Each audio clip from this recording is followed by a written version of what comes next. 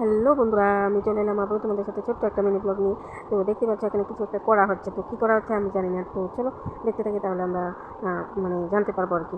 তো এর মধ্যে আমরা কিছু কথা বলছিলাম আর কি, যে ভাই বউকে বলছিলাম যে তোমরা তোমাদের বাড়ির পাশে একটা ছোট্ট একটা দোকান দিয়ে দিলে তো ভালো হতো, কারণ আমার ভাই বউ রান্না বাড়া মোটামুটি ভালোই পারে। আর সেদিন কি বলবো, সেদিন যে টিফিনটা বানিয়েছিল সেদিন কিন্তু খুব দুর্দান্ত টেস্ট হয়েছিল। আর বুঝোই তো তৈরি খাবার একটু খেতে একটু দারুণ লাগে, ভালো লাগে।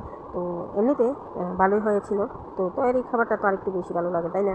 তো আমার ভাইয়ের বউ বানিয়ে দিচ্ছিল আর ভাই বাড়ছিল, যদিও ভাইকে ভিডিও করা হয়নি, কারণ ভাই ভিডিও টিডিও তত একটা পছন্দ করে না, তো তার জন্য একটু ভয়ও লাগে, তো কিছু বলে তার জন্য আর ভিডিওর মধ্যে আনিনি। তো এখানে দুইটা হয়েছে, এটা এবার বুঝতেই পেরেছো কী হয়েছে, নিশ্চয়ই বুঝতে পেরেছো, এটা আলু পরোটা। তো ভাইয়ের বউ আলু পরোটা বানিয়ে এনে বাগিনাকে দিল, আর এদিকে দেখো মামা বাগিনার জন্য শসা কাটছে। তো এদিকে বাগিনা তাড়াহুড়ো করে খেয়ে নিচ্ছে, কারণ আমরা আবার বাড়িতে চলে আসবো, তো তার জন্য আর শসার অপেক্ষা করিনি। আর এদিকে দেখো আমার সোনা বাবা কী দুষ্টামিটাই না করছিল, আমাদেরকে অনেকদিন পরে পেয়েছে, তাই খুব দুষ্টামি করছে। আর আমি ওর সাথে বসে বসে চিৎকার করছি, বাবা এটা করিস না, সেটা করিস না, এরকম ব্যাপার আর কি।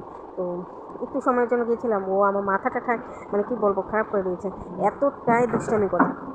তারপর আমার সাথে আমি পারছিলাম না, তো ওর সাথে, তো তারপর দিয়ে দিয়েছি দাদুর কাছে, এখন দাদুর সাথে দুষ্টামি করছে। আর এদিকে দেখো আমি টিফিন খাচ্ছি। তো তৈরি করা খাবারগুলো তো এমনি একটু বেশি ভালো লাগে, তারপর মেয়েদের আবার বাবার বাড়িতে গেলেই কিন্তু একমাত্র তৈরি করা খাবার খাওয়ার মতো একটা